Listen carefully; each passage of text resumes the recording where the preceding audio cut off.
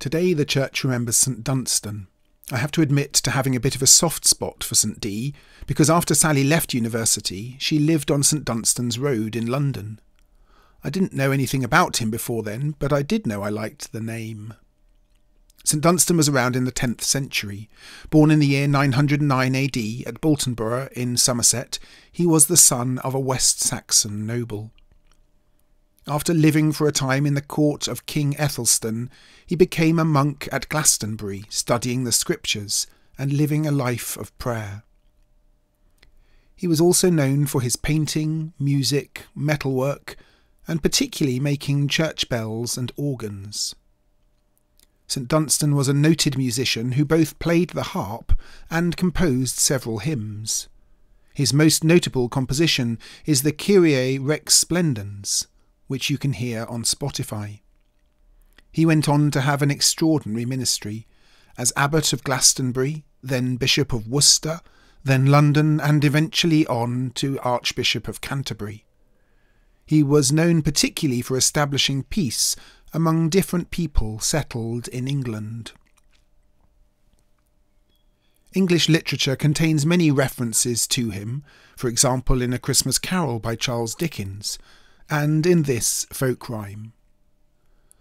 St Dunstan, as the story goes, once pulled the devil by the nose with red-hot tongues, which made him roar, that he was heard 3 miles or more.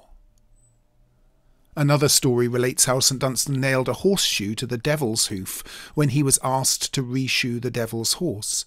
This caused the devil great pain, and Dunstan only agreed to remove the shoe and release the devil after he promised never to enter a place where a horseshoe is over the door.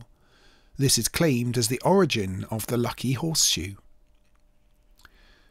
There is another piece of folklore, though, which is more pertinent to the drinks industry and which seeks to explain the May frosts, known as Franklin Days in the West Country, which often hit between the 17th and 19th, or the 19th to the 21st of May.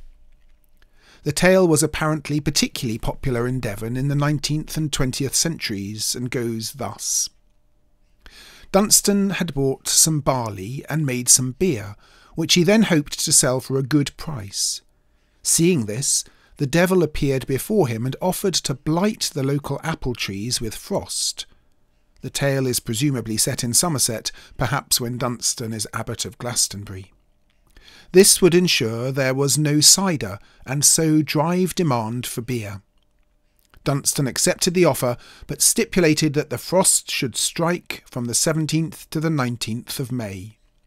As stories go, this comes close to blackening the good name of the saintly man who tweaked the devil's nose, and the legend likely arose among disgruntled cider makers who perhaps thought Dunstan wasn't doing enough to protect their crop on his feast day.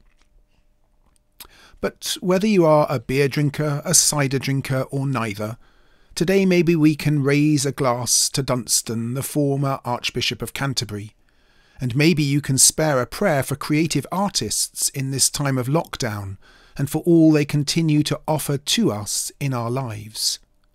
And we look forward to that time when once again we will rejoice together to hear church bells and church organs sound out in praise of our shining King.